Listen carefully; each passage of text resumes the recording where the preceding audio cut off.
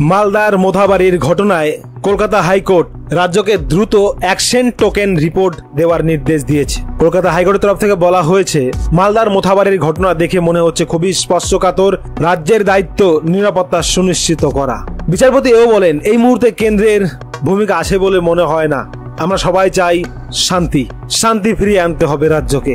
আর এবার রাজ্য সেটা দিতে ব্যর্থ হলে তারপরে দেখা যাবে। তার মানে রাজ্য যদি এইরকম ঘটনার সঙ্গে মোকাবেলা করতে না পারে, তাহলে কেন্দ্রের ওপর দায়িত্ব দিতে হবে, তার মানে এই রাষ্ট্রপতির শাসন। এদিকে রাজ্যের আইনজীবী হাইকোর্টকে জানায় পরিস্থিতি স্বাভাবিক রয়েছে, মাত্র 2টো দোকান ভাঙচুর হয়েছে, 300 জন মানে পুলিশ, 300 জন আর কি ইন্সপেক্টর দিয়ে, ডিএসপি দিয়ে 300 জন পুলিশ মোতায়েন করা আছে, পরিস্থিতি স্বাভাবিক রাজ্যের তরফ থেকে বলা হচ্ছে। কলকাতা হাইকোর্ট পরিষ্কার জানিয়ে দিয়েছে পরিস্থিতি স্বাভাবিক করতে হবে। যদি রাজ্য অপারগ হয় তাহলে কেন্দ্রের কাছে যাবে, মানে রাষ্ট্রপতি শাসনের ইঙ্গিত। যদি এইভাবে পরিস্থিতি অস্বাভাবিক হয়ে উঠতে থাকে বারবার, যদি রাজ্য কন্ট্রোল করতে না পারে, তো যাই হোক, পরিস্থিতি ভালো নয়। ভোট না আসার আগেই যা পরিস্থিতি, ভোট আস্তে আস্তে কি যে হবে বাংলায় বোঝা যাচ্ছে না। তবে বিজেপি পরিষ্কার কেন্দ্রের কাছে আবেদন রেখেছে যে অতিরিক্ত মাত্রায় কেন্দ্রীয় বাহিনী মোতায়েন করতে রাজ্যে এখন থেকেই।